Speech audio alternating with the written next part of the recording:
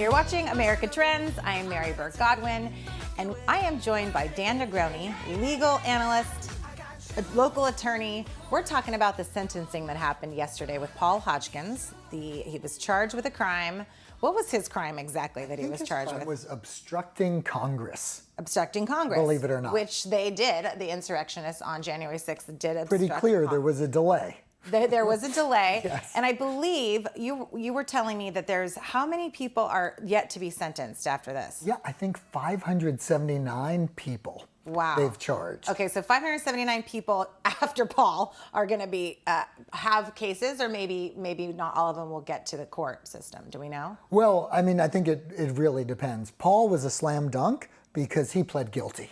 And so he pled guilty. He went into the court pretty much rubber stamp. What's the judge going to give him? Department of Justice recommended, I think, 1.5 years. Okay. And he ended up getting 8 months and 2 months of 2 years of supervision. Okay, so tell me about that. His was probably the first because it was one of the easiest, we think, right? Well, you plead guilty. I think it's pretty easy. Right? I would think they all need to plead guilty, though, because there's video footage of everyone. So I'm wondering if anyone out of these 579 are going to claim. Yeah, not only is there video, but I mean, Instagram, right? People were posting and bragging and smiling and taking pictures as if it was, fun day at Disneyland. Right. It certainly seemed like it. For them, anyway. For them, yeah. But, people got killed.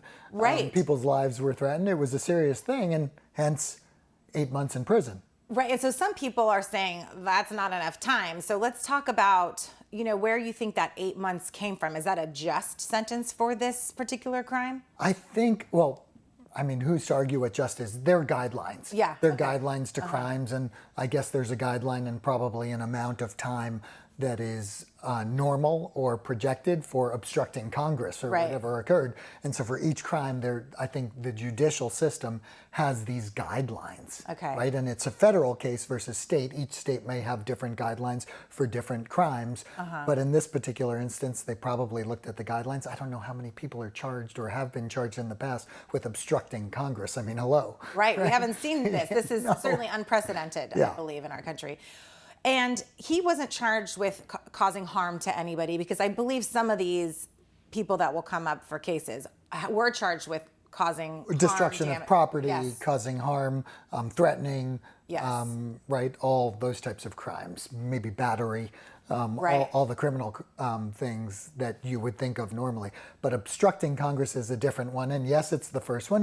The good news is something clearly went wrong that day. Yeah. We all know that as Americans. Not a comfortable thing, and people are being held accountable. And did he show this specific first one, Paul Hodgkins, did he show remorse at all during the trial? I believe that he came out and, I don't know if he apologized officially, but maybe sees that what he did was wrong. Well, I think there was a whole flurry of Trump made me do it, right? Yes. Which is like, who can you throw under the bus? Right. And I'm remorseful. I really didn't understand what was going on. I think I was just going to a protest and, oh my God, I broke a window by accident. I mean, kind of those types of things. Which I'm not sure I believe. Yeah, again, we have film. I mean, they were screaming, they were yelling. Yeah, so, there was intent to, I do believe there was intent to stop that intent process. To be there, intent to stop the process, intent to get in the middle, and intent to probably overturn the election.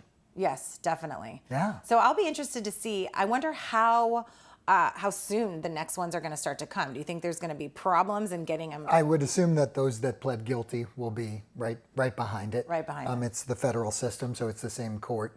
And it isn't, I think it's more interesting to see what are we going to do as a nation after that occurs. I mean, whatever side you are on. How are we going to heal? That was some bad stuff. Yeah, how are we going to heal? How are we going to come together? How are we going to make this country better? Right. I mean, that's what they were supposed to be doing there, right? Well, right. And I feel like, it's interesting because they call themselves patriots. And, I even the other day on the show, I was talking about how patriotic I am. And I was like, I'm a patriot. But then as soon as I said the words, I'm like, but I'm not that. I'm not that. Yeah.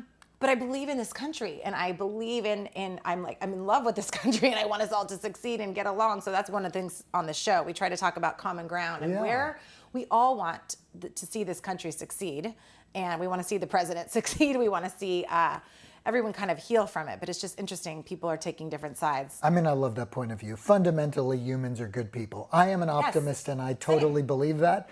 And I agree with you. And the question is, why can't we all just get along? Like, I mean, in everything we do, whether it's diversity, whether it's age discrimination, we talked about me being a millennial expert too. It's like, why can't we just all figure out a way to communicate with each other? Why is it so dang hard? Well, it's interesting that you bring that up because I think we're sidebarring, but I think it's an interesting topic that, you know, I've learned that when somebody says something that we don't agree with, we flare up and we go into that fight or flight. And literally our ears, we don't hear. That's a physical thing that happens. Yeah. We stop hearing.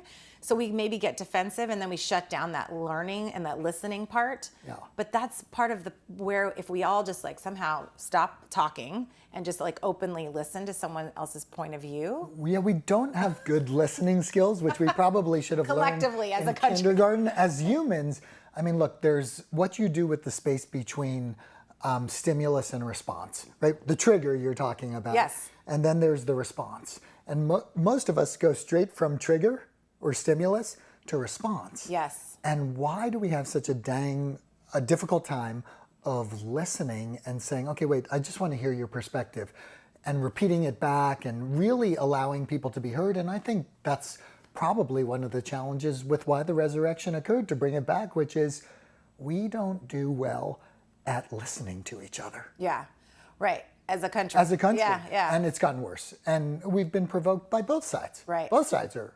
And now we're seeing, you know, we're in these little echo chambers with our devices and we're only hearing one thing. Well, if you're a Fox person, you're a Fox person. If you're a CNN person, you're a CNN person. Right. MSNBC, everyone. And why can't we just, again, get along and understand everyone has a seat at the table? That's what's made this country great. Right. And it goes back to, can't we be better at this? And I go and I like both sides on Facebook. I'll read articles from all the different types because, well, I need to for this. Yeah. But I don't want to be in that echo chamber. I don't want to be just told one perspective. I want to hear all the different perspectives. I'm certainly opinionated and I certainly, you know, have a certain point of view, but I do believe everyone's coming from a good place. You kind of nailed it. I think, well, look, as human beings, we're better together. We learned that in the cavemen, right? We emotionally respond to each other, to storytelling. All we want to do is connect. And we do the opposite, and we've created, and you actually can look at the history of generations that over time, when wealth comes and all those things, that this is kind of a point in time where we start to actually do that. And it will switch again, hopefully, to the opportunity of what happens when we connect together. And I think the two young generations, as woke as they are, they'll get us there. Hopefully. So millennial and Gen Z is what it's called, yeah. Okay. Yeah. Oh my gosh. We talk a lot about the different generations here because everyone here is younger than I am. So. And me too. And I could be their grandparent. That's what I think. Exactly. Do you even know that reference I just made? I don't think they do. But there's so much to talk about with this, but I feel like the people that were there on January 6th and stormed the Capitol, they have a perspective that they fully believe with all of their heart. And all of us at home were thinking, what the heck's happening? Where did it switch for them? I don't know. And there's this book that Oprah had, she co-authored a book of What Happened to You. And I believe that, you know, if we get to the point of what happened to you in your life that's making you believe this wholeheartedly and going to the far right and left. I know we're not talking law now. We're talking more psychological and stuff. That's really the most important stuff, right? The law is there to create the structure and the system. And sometimes it works and sometimes it doesn't. And we've seen lots of that. Yeah. The question is, as a society, what are we going to do to be accountable to ourselves? And I think these people had very insular focus on what their objective was or what they were trying to do, spurred by the top of the top of the top of the office. Right. So feeling like they were correct Yes. and fighting for something that should, instead of listening. And we just got to do a better job of listening to each other. Right. And I think you're right. And I don't know how to make that come about, except for to start with me. I was going to say, let's start it right here and now. Right, exactly. Yeah, there we go. That's our new mission. Yes. Okay, well, let's segue into another law topic, which is a very interesting topic. I was reading that a Delta Airlines pilot, is suing Delta Airlines because he had the idea for an app called what was it called? Quick something. Quirk something. Quick, Crew it was for scheduling. Live. Crew Live. It was for scheduling, right? So Yes. much complications in what the crews do when they're moving from place to place. And he created an app that made it easier for him, and then he showed it to the Delta brass. He pitched it to them, He right? pitched it to the CEO, and they loved it. And then fast forward 4 years later, and all of a sudden, there's an app that Delta owns that wasn't his Crew Live that they built. Okay, I got to take a quick commercial. Okay. We spend so much time talking about psychology, but come back after the break. We're going to talk about the law and the legal ramifications of this particular case and a few other topics for you, Dan. Okay, stick around right where you are. You're watching America Trends. Find us on social media, America Trends TV, Instagram, Facebook, and Twitter, and we'll be right back right after this break. Come on, dance with me. I'm levitating you. Moonlight, you're my starlight. I need you. How many want inside till it hits you, darling? Gravity's your friend. You fall out of touch sometime, but You're watching America Trends. I'm Mary Burt-Godwin. I'm here with Dan Negroni, legal analyst. We segued from law topics to psychological aspects of the country. I think they're the basis of what makes us break the law, or what encourages us, or why we have problems. That's true. So it's okay. Yeah. But I do want to get back to this subject about Captain Craig Alexander, who was a Delta pilot and is suing Delta for $1 billion Yes, because $1 billion. he invested $100,000 of his own money into this app, Crew Live. Right.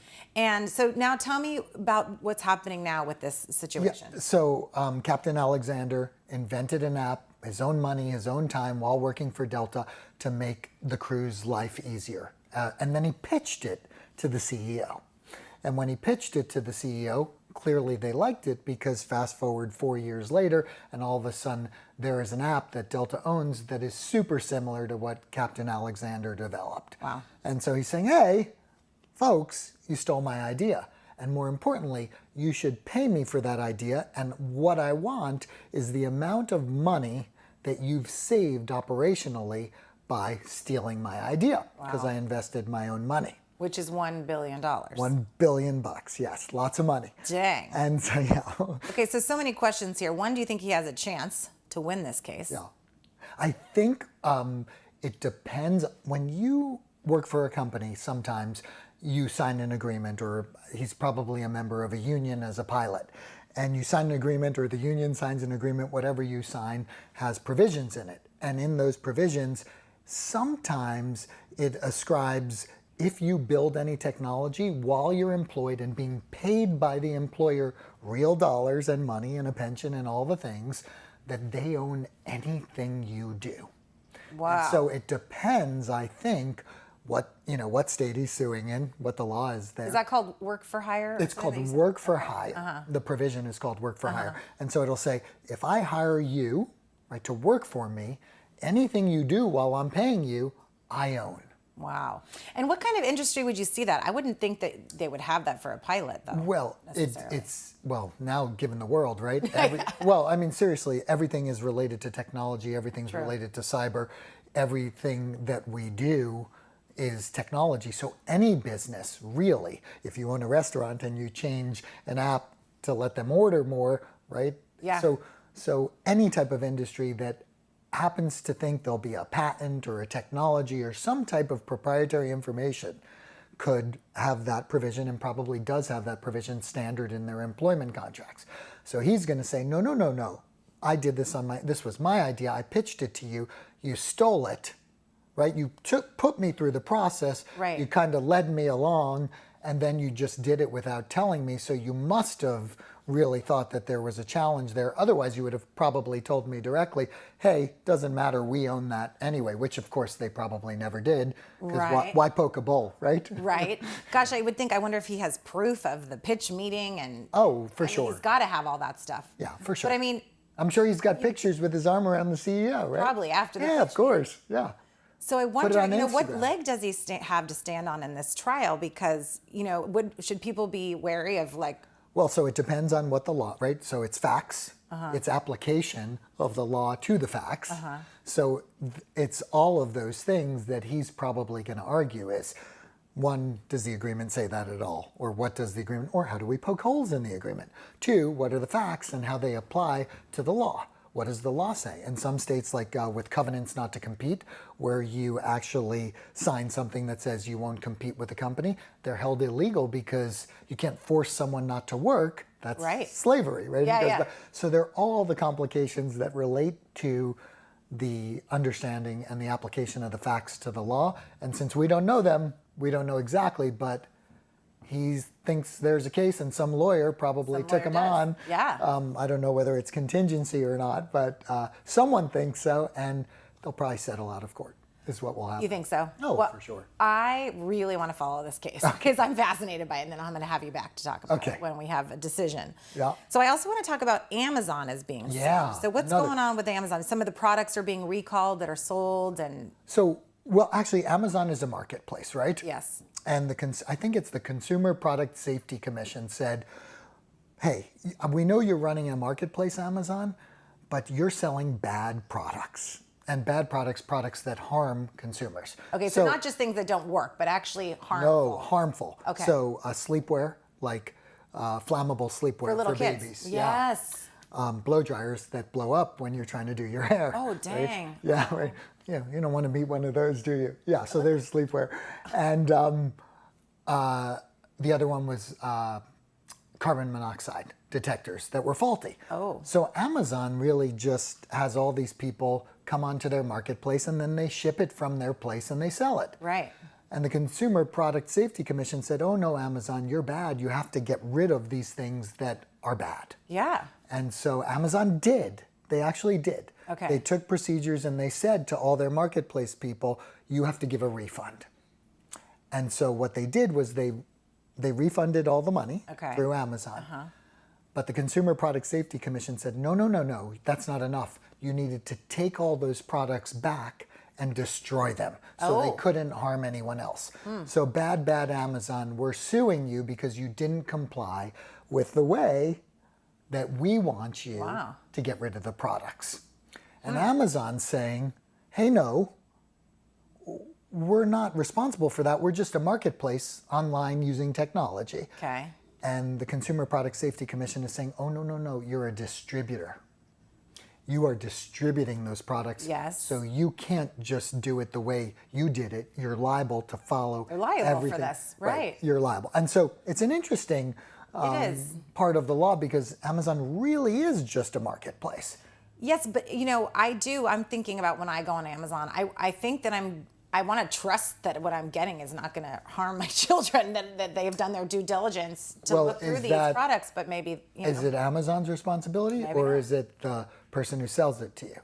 And what happens if there's, Nike is selling, which probably would never happen, sorry, Nike. Yeah. Garments or stuff you work out in that overheats or blows or rips or things like that. Is Amazon responsible for that, or is Nike responsible for that? And how much is Amazon responsible for it? That's the legal question that they are fighting. And Amazon's saying, oh, no, that's a slippery slope. Because it is a slippery what slope. if we sell a book where the book said go do harm to someone? Yes. Is Amazon responsible for the content of the book? Right. So that we is get a into tough this slippery slope, and Amazon's kind of put their heels in probably because they got so much coin. Yes. So they're saying we're going to use the coin to say, oh, no, we're just a marketplace. And we'll do what is best. We're going to help as much as we can, but we can't be held to that level.